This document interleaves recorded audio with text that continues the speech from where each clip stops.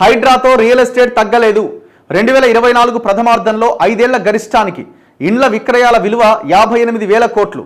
2025 నవంబర్కు draft master plan. 10 రోజుల్లో elevated corridor పనులు. ఈ నెలలో ఆరాంఘర్ ఫ్లైఓవర్ ప్రారంభం. మీడియాతో చిట్చాట్లో జీహెచ్ఎంసీ హెచ్ఎండిఏ కమిషనర్లట. హైడ్రా వచ్చిన తర్వాత రియల్ ఎస్టేట్ తగ్గలేదు అంటున్నారు. రియల్ ఎస్టేట్ తగ్గినా ఎవరికి ఏమి ఇబ్బంది లేదు. తగ్గని ఓ 2 ఏళ్ళు తగ్గితే ఏమవుతుంది? మొత్తమైనా రాష్ట్రమైనా కొట్టుకపోతుందా?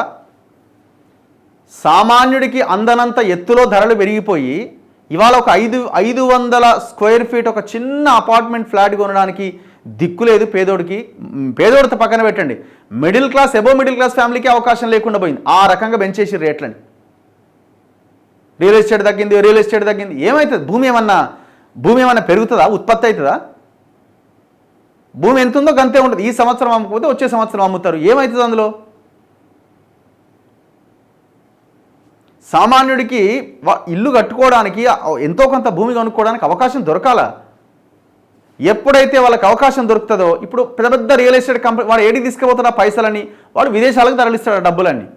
అదే ఆ పేదవాడి చేతిలో ఆ భూమి ఉంటే దాని ద్వారా తను ఇంప్రూవ్ అవుతాడు, తన సంపద పెరుగుతుంది, కుటుంబాన్ని అద్భుతంగా పోషించుకోగలుగుతాడు, సంపదని క్రియేట్ చేస్తాడు. ఇది ఈ దేశానికి రాష్ట్రానికి ఉపయోగపడుతుంది లాంగ్ రన్లో. ఈ రియల్ ఎస్టేట్ మాఫియాని పెంచి పోషించడం వల్ల, అందరు రియల్ ఎస్టేట్ మాఫియాలు కాదు, కొన్ని కంపెనీల గురించి చెప్తున్నాను నేను. మనం కేవలం గుప్పెడి మంది గురించి ఆలోచిస్తున్నాం. అసలు ఈ హైడ్రా ఏంది? హైడ్రా అనేది ఒక పెద్ద డ్రామా కంపెనీ. ఇది పెద్ద బోగస్. ఇది కేవలం కొందరిని భయపెట్టి రియల్ ఎస్టేట్ కంపెనీలను ఫోర్త్ సిటీ వైపు తీసుకెళ్లే ప్రయత్నం ఏమో నాకు అనిపిస్తున్నది. అంతకు మించి దీనివల్ల ఏమన్నా ఒరిగిందా? దీనివల్ల నష్టం జరిగింది ఇంకొక వైపున. కొంతమంది పేదలు కూలగొట్టిరు, కొంతమందివి తెలంగాణ బిల్డర్లకు సంబంధించిన కూలగొట్టిరు. కానీ పక్క రాష్ట్రాలకు చెందిన కేటీఆర్ బినామీ కంపెనీలను మాత్రం చూసి చూడనట్టుగా వదిలేస్తున్నారు. దీనికి రంగనాథన్ ఆయన హైడ్రా కమిషనర్గా పెట్టాడు.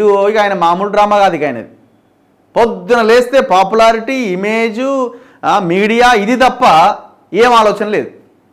అసలు ఈ హైడ్రా ఆర్డినెన్స్ అవ్వకముందు వీళ్ళకి పని ఎక్కువ ఉన్నది. ఎప్పుడైతే ఆర్డినెన్స్ అయి చట్టమైందో దీనికి పని తక్కువైపోయింది. ఇక జర్ర సైలెంట్ అయింది అని వార్త వచ్చింది. హైడ్రా అన్నారు అనుకో, ఇక ఓ మూలకు పోతారు, ఆడో రేకుల షెడ్ కూల్చేసి వస్తారు. లేకపోతే ఇటు మూలకు పోతారు, ప్రహరీ కూడా కూల్చేసి వస్తారు. దాని పెద్ద వార్త హైడ్రా కూల్చివేతలని.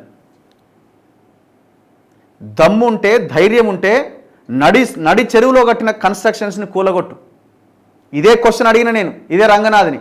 ఆన్సర్ లేదు, నవ్వుతున్నాడు. నో ఆన్సర్ ఆయన దగ్గర. నేను మళ్ళీ చెప్తున్నాం, చేత కాకపోతే ముఖ్యమంత్రి హైడ్రాను రద్దు చేయి. చేత కాకపోతే హైడ్రా కమిషన్ నీ పదవికి రాజీనామా చేసేయి. మేము ఆధారాలతో సహా మీ ముందు పెట్టినాం చాలా వాటి గురించి. ఒక్క చెరువు ఎందుకు, నేను అన్ని తిరిగిన కదా అంటాడు. మరి అన్ని తిరిగితే ఏది? ఒక్కటి కూల్చలేకపోతుంది. బాచ్పల్లిలో వాసవి ఎందుకు కూల్చలేదు? ఇంకా కోర్టు ఆర్డర్ వచ్చింది. సరే, కోర్టు ఆర్డర్ పెండింగ్ ఉందా, ఇంకోటి ఉందా, తర్వాత కోర్టు పరిధిలోని అంశము. ఒక్కొక్క అధికారికి 2 కోట్ల రూపాయలు ఇచ్చి మొత్తం ఆడ చెరువు మ్యాప్నే మార్చేసిరు. అంటే విలేజ్ మ్యాప్నే మార్చేసిరు. దాదాపు 15 నుంచి 20 కోట్ల రూపాయలు అధికారులకు ముట్టినాయి. మరి అది కూల్తలేదంటే రంగనాథ్కి ముట్టినాయా, రేవంత్ రెడ్డికి ముట్టినాయా చెప్పాలా? వాసవి సరోవర్ దగ్గరికి మరి పోలేదా? అన్నిటికి పోయినా అంటున్నావు కదా. మరి అదెందుకు నడుస్తున్నాయి పనులు చెప్పండి. నార్సింగ్ 2 చెరువులో కేటీఆర్ బినామీ కంపెనీ ఫినిక్స్ అనే కంపెనీ నడి చెరువులో బిల్డింగ్ కడుతున్నది కదా. కాంగ్రెస్ వచ్చిన తర్వాత కన్స్ట్రక్షన్ ఇంకా వేగవంతం అవుతున్నది. హైడ్రా కమిషనర్ వచ్చిన తర్వాతనే ఇంకా కన్స్ట్రక్షన్ వేగంగా నడుస్తుంది. 45 ఫ్లోర్లు వేస్తున్నాడు. -6 LR. నేను చాలామందిని అడిగిన పొలిటికల్ లీడర్ల ఇంటర్వ్యూ ఉన్నప్పుడు ఈ చెరువు ఉండేనా అంటే, ఓరే మేము ఆడికి పోయేది, అటు పోయినప్పుడు అక్కడ కాలు కడుక్కొని వచ్చేదని చాలామంది చెప్తున్నారు. హెచ్ఎండిఏ కమిషనర్ ఏమో అసలు అలా చెరువే లేదు అని సుప్రీంకోర్టులో వాదిస్తాడు. ఇటు బట్టి విక్రమార్కనేమో ప్రెస్ మీట్ పెట్టి ఆ చెరువు ఉన్నది 100% కబ్జా అయిందని లెక్కలతో సహా ఫోటోలతో సహా మ్యాప్ విడుదల చేస్తాడు. హైడ్రా కమిషనర్ ఏమో అన్నిటి తిరుగుతున్న గాడికే ఎందుకు పోవాలని ఆయన అంటున్నాడు. కనబడతలేవా మీ కళ్ళకి? చత్వారం ఏమన్నా వచ్చిందా ఈ ప్రభుత్వంలో ఉన్న వాళ్ళకి? ఆ చెరువును చూడడానికి కనబడతలేదా ఒక్క చెరువు? ఎటుబాయ్ రేవంత్ రెడ్డి స్టేట్మెంట్? ఒక్కొక్క లీడరు ఫామ్ హౌజులు కట్టుకుంటే ఆ ఫామ్ హౌజుల్లోంచి వచ్చిన డ్రైనేజీ హిమాయత్ సాగర్లో, ఉస్మాన్ సాగర్లో కలిస్తే అది పేద ప్రజలు తాగాలనా అన్నాడు. మీ స్టేట్మెంట్ ఇచ్చి 4 నెలలు అయిపోయింది. ఒక్క ఫామ్ హౌస్ కూలకపాయ్. ఒక ఫామ్ హౌస్ ఎందుకు కూలలే? అందరు లీడర్ల ఫామ్ హౌస్ ఉన్నాయి. మీరే అన్నారు కదా కేవీపీ ఫామ్ హౌస్ ఉన్నది అని కూడా మీరు చెప్పారు కదా. కేవీపీ ఫామ్ హౌస్ ఉన్నదని చెప్పారు, సబితా ఇంద్రారెడ్డి ఫామ్ హౌస్ ఉన్నదని చెప్పారు, హరీష్ రావు ఫామ్ హౌస్ ఉన్నదని చెప్పారు, కేటీఆర్ ఫామ్ హౌస్ ఉన్నదని చెప్పారు. అందరి ఫామ్ హౌస్లు ఉన్నాయి, అందరు లీడర్ల ఫామ్ హౌస్లు ఉన్నాయి, ఇప్పుడు మంత్రులుగా ఉన్న వాళ్ళ ఫామ్ హౌస్లు కూడా ఉన్నాయి. మరి కూల్చాలి కదా, ఎందుకు కూల్చలే? అయిపోయిందా ఇక హైడ్రా? ఇవన్నీ అడిగితే ఏమంటున్నారంటే జూలై తర్వాత కట్టిన వాటి మాత్రమే మేము కూలుస్తామట. అంటే హైడ్రా అనే ఒక యాక్ట్ చట్టంలో ఏమైనా రాసిన్నదా జూలై తర్వాత అని? సమాజాన్ని, మీడియాని కూడా ఏ రకంగా మీడియా వాళ్ళు కూడా క్వశ్చన్ అడుగుతలేరు. అరే జూలై తర్వాత ఎట్లుంటుంది సార్ అని హైడ్రా కమిషన్ అడగాలి కదా. జూలై తర్వాత మాత్రమే అని ఏమన్నా హైడ్రా జీవోలో ఏమైనా పెట్టారా? హైడ్రా యాక్ట్లో ఏమైనా పొందుపరిచారా? దీనికి ఆన్సర్ చేయండి.